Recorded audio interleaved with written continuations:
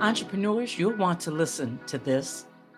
When the budget gets tight, time to make some cuts, the last thing you want to do is make the cut in the marketing department. Stay with me. I have marketing guru and expert, Tim Fitzpatrick.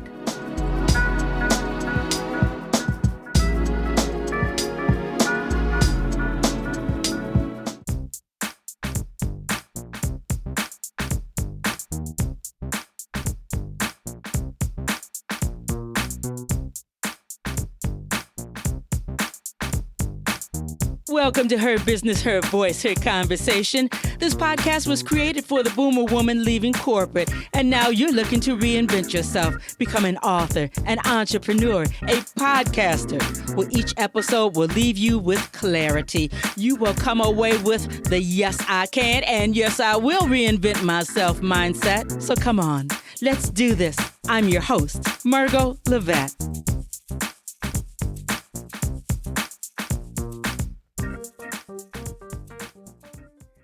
Well, hello, everybody. Welcome to another episode, Her Business, Her Voice, Her Conversation.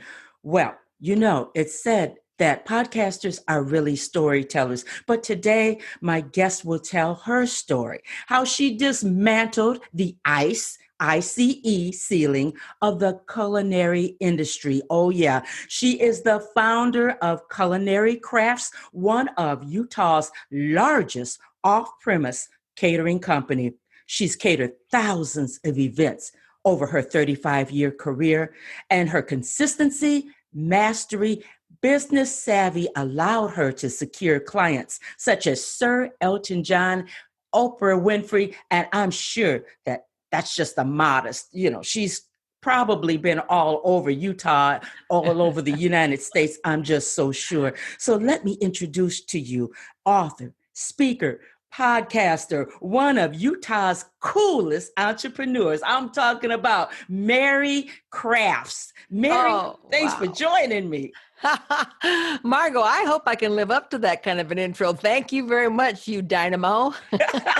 Well, you did the work. And today is all about inspiring others, men and women. I don't want anybody to feel as though, she's a woman that broke that ice, that glass ceiling.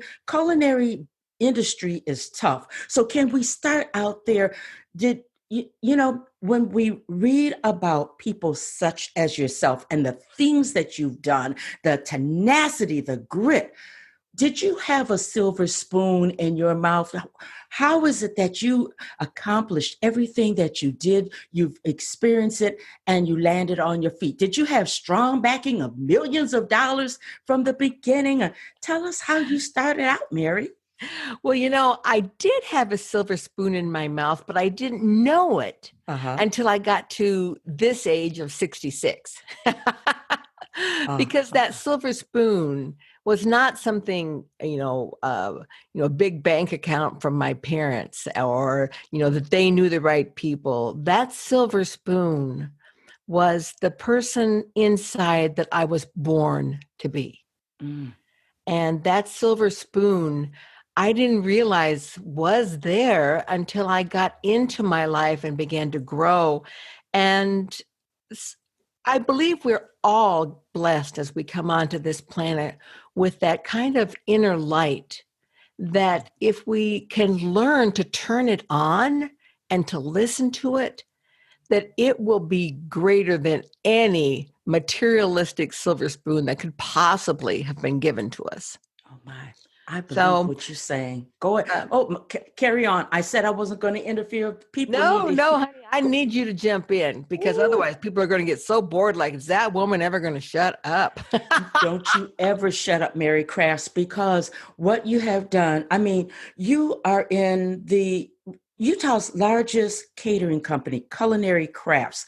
Now, when we watch the television shows of all the folks that are cooking and catering and the dominated by men, they don't seem to be the nicest people. They don't seem to be the most generous lot in life. So it was turning on this inner light that made you understand, this is what I like. This is what I'm here to do. And doggone it, I'm going to do the thing. Are you from the big city? Did you, did your parents have a restaurant, a catering company? How did you begin to know this is where I'm supposed to be? Well, I was born and raised in Iowa, in a small town of 250 people. So, no, I did not have a silver spoon. And they definitely taught me some things, not necessarily the fine art of entertaining, but they taught me the values and the principles in my life that I have taken and grown with. My father was just a small town businessman, but I saw in him the qualities that I really want to emulate. And as he totally was about serving the farmers in that community, he provided nearly everything for them, from groceries to appliances to gas to plumbing. I mean, you name it, he just kept coming up with new things that these farmers needed. And so being very much of that entrepreneur mindset, even in a very microcosm in Iowa. And I moved out to Utah to go to school and went to school in social work, was sure that that was going to be my grand calling. And I actually did work in that field for about 5 years. But then when I married, and it didn't take very long for me to realize that my husband at that time was not going to be able to support us. He was bipolar and had a rage disorder, a paranoia disorder, and later, came out as gay. And not that there's any wrong with being gay. It's just when you are married to someone else who believes they have a different life, to find out that they have this life is quite a shock to the system. Mm-hmm. And in my life, Margo, I've been given what I considered 2 second chances at life. And I walked through both doors. Mm. So many times people see their lot in life and they say, oh, here it is. My house is set up in Victimville, and this is where I'm living for the rest of my life because poor me, I don't know how to get out. And somebody's done something to me, and I ended up here. And I certainly had the opportunity to say that in my marriage when who I thought was going to support me and let me be a stay-at-home mom ended up not being able to work at all. And instead, I had someone say to me, Mary, you have 3 choices. You can divorce this man now and raise 2 small boys by yourself, or you can stay on welfare, which I was at the time, or you can pick yourself up by your bootstraps and support yourself and this family because you know inside you can. And I was like, well, there must be another choice. I don't like any of those choices. But then as I looked at it, I decided, yes, I wanted to try and hold this little family together. And so what could I do that I could do at home and not have to put those little boys in daycare? And I thought, well, I love to cook and I love to entertain. I wonder if I could cater. I wonder what that's about. And so I started with $150 in my pocket. And that's not just to start the business. That was of entirety to live on. And I started baking breads and cookies and all sorts of things, putting those 2 little boys in a little red wagon and taking them around the neighborhood. And let me just tell you, Margo, and your listeners, if ever you're short on money, take 2 small children, put them in a little red wagon and go around the neighborhood because anybody will buy anything from you, And from those humble beginnings, we built Culinary Crafts to be the largest off-premise caterer in the state of Utah, 20 times best of state. And people say to me all the time, did you ever dream that from those humble beginnings that you would be at this point? And my response, Margo, is always the same. Absolutely. Because if you don't dream it, if you don't envision it, if you don't put that out in front of you, you will never achieve it. Yes. And the amount of hard work that took was just really kind of unbelievable. I think that's how I developed grit and the resilience that when you're, I think of myself oftentimes, and I want everyone to think about this visual and develop this in their life, of those clown dolls that are life-size, that are filled with sand on the bottom, and they get punched and they tip over, but what happens? They bounce right back up. And so can I just tell you the number of times I was beat down and then bounce up? And the more times you do that, the more confidence you obtain, the more resilience you obtain, and grit becomes part of my life and anyone's life who learns that bouncing back attribute. See, that is key right there, especially what was key then for you, and it's definitely key now. Bounce back.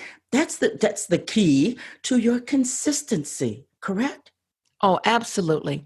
I see now, and so many people are, and they say I can't wait for things to get back to normal. Well, honeys, they're not coming back to normal. Mm-hmm. So we've got to go from this point. You're going to have to bounce back up in this world as it is today and look at it and make decisions and move on.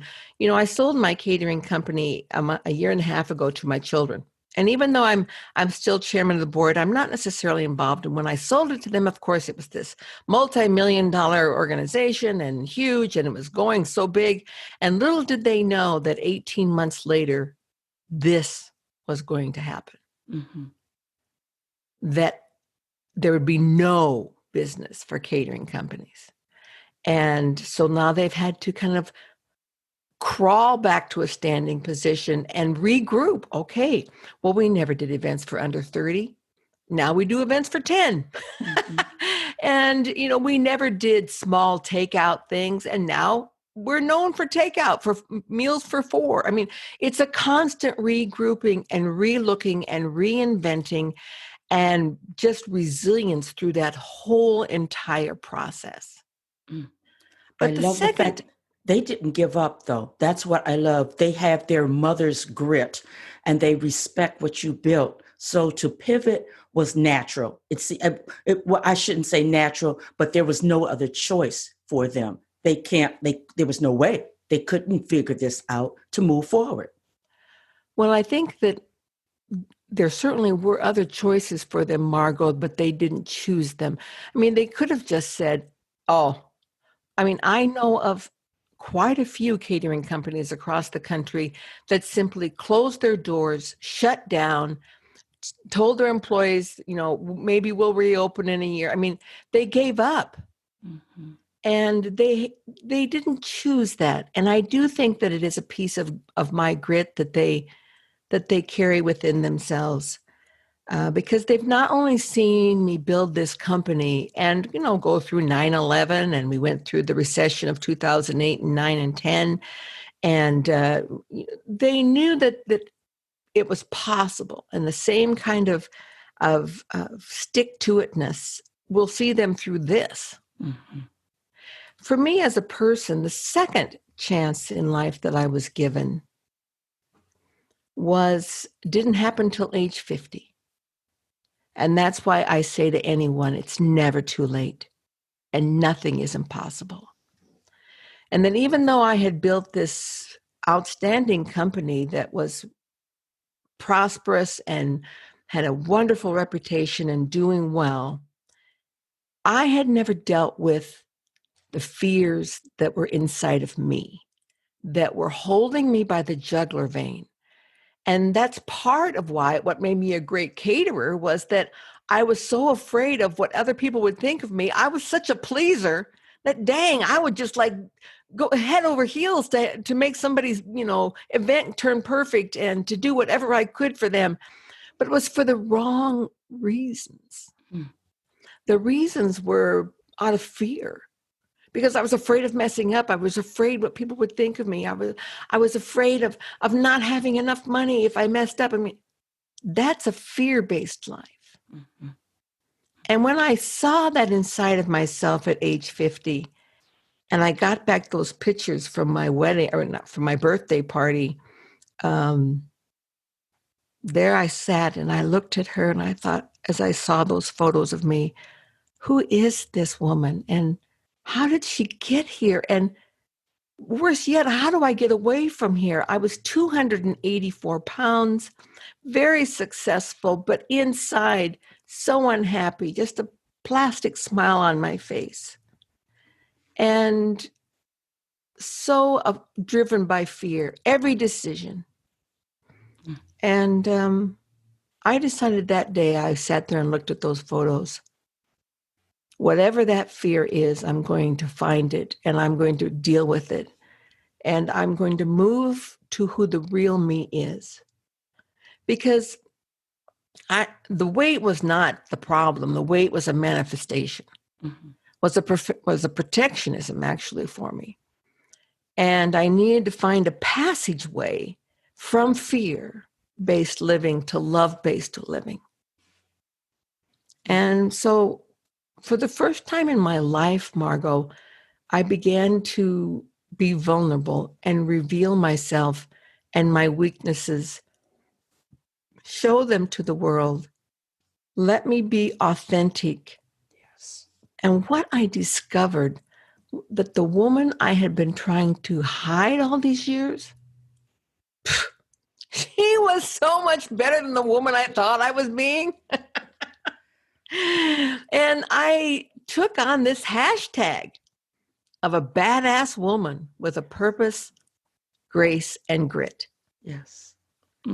And I have never let go of it.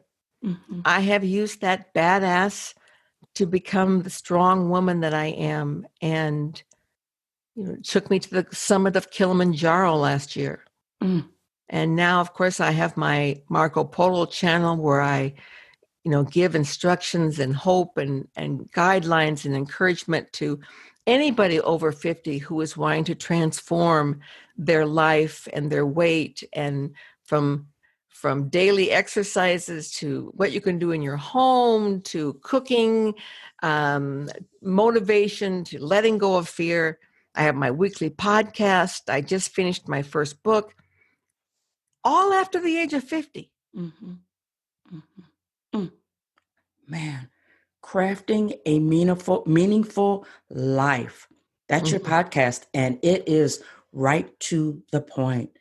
Mary Craft, I hope that people are paying attention to your story of how would a person, when you were catering for, say, Oprah Winfrey, Sir Elton John, I'm sure for the governors Two of presidents Utah. of the United States, yeah. Oh, see, and who was to know that you were operating out of fear? Now you are at your optimum best. You were at your best in your field then, but as a person, this is so revealing. You are at your Mount Kilimanjaro. This is people need to get there. And I'm looking at the time. I don't want to belabor the conversation. I want people to marinate on this conversation of how you made your transition into the cleaning up the backstage, the heart and the life of Mary Crafts. People need to do that same thing. One final question. Yes. What does it look like for tomorrow? I know that you are teaching, you are in your realm. I feel the power and the grit. I feel the forward thrust in your life. But what do you see for yourself and before the year is out? Sure. Well, my mission being now to empower myself, and I always list myself first, because if you don't do it to yourself, you can't help others. So my mission is to empower myself and others to live a fearless life and to find the higher self within. And my higher self, of course, I call my badass. Everyone has that higher self, whether you call it a badass or your light or whatever. And so with that mission, my speaking, of course, publicly at conferences around the country is on hold because no one's doing that now. which is why I have started my Marco Polo channel and my podcast. I would invite people to visit my website, which is marycraftsinc.com, and all the opportunities to connect with me are there. And my book is now going from the editors to the publishers, and it's called Unbounded, From Sorrow to Summit. And so I would love to see that. They tell me that it's impossible to do before the end of the year. So perhaps then that's my first thing on the list in 2021. The other thing that I want to make sure that I am doing personally the rest of this year, and this is something that each and every one of us can do each and every day. We're no longer completely isolated in our homes. We're no longer told just to stay home. So when you go out, engage with people. We have gotten in this space, and I think you've probably seen it, Margo, because we're doing this 6-foot distancing. So it's like when you pass by it's like it also says, stay 6 feet apart and look the other way. Mm-hmm. So when we pass by them, we look the other way as if that's going to protect us, Yes. But when you're out, don't look away. Look at people, engage people with your eyes. With or without your mask, they can see your eyes. Mm-hmm. They can see if they're smiling. Let them know that there is one other person in the world that sees them, that they are not invisible, and they see you. When someone looks at you directly in the eye, you somehow feel empowered. And that's what I want to do the rest of this year, is to continue to empower people in small ways. Some of my big ways, grand speaking, those may not be happening for me the rest of this year, but one-on-one empowerment is. And no matter, when I look at the social unrest and what's coming about, I am just like elated.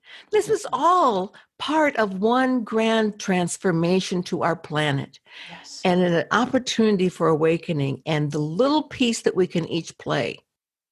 We have to find it. We have to find what's my little piece.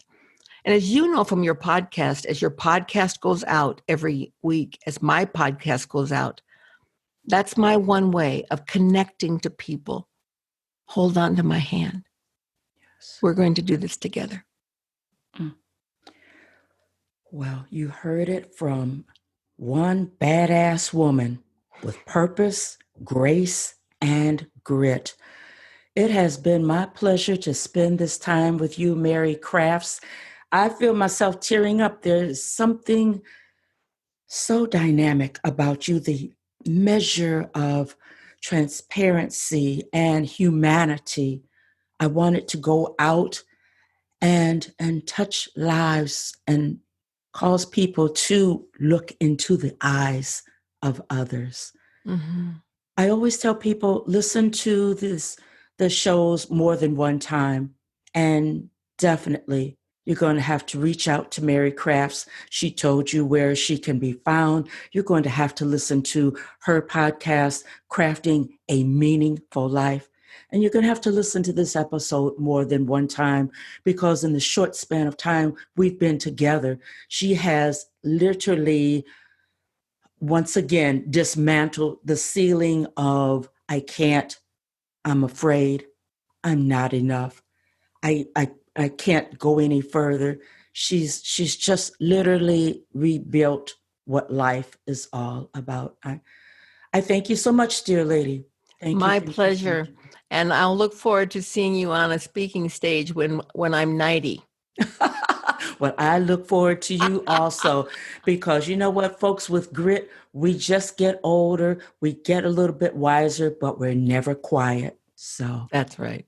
Gosh. As I always say to everyone, this concludes another episode. I'll be back next week with another topic, well, I can't say it's going to be a badass, but they're hard to find. Authentic badasses are hard to find. But we'll be back with another episode, Her Business, Her Voice, Her Conversation. In the meantime, Take care. Be safe. All right. And be authentic. Do everything that Mary Craft told you to do. I'll be back Thank you next for week. having me, Bye-bye Margo. now. Thank you.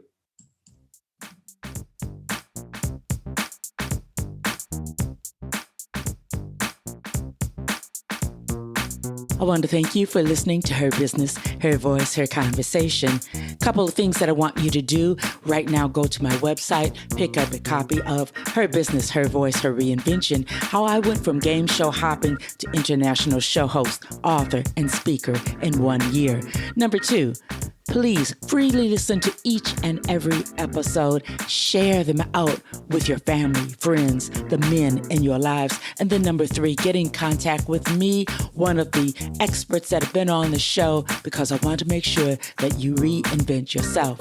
I'll be back next week with a brand new episode here on Her Business, Her Voice, Her Conversation.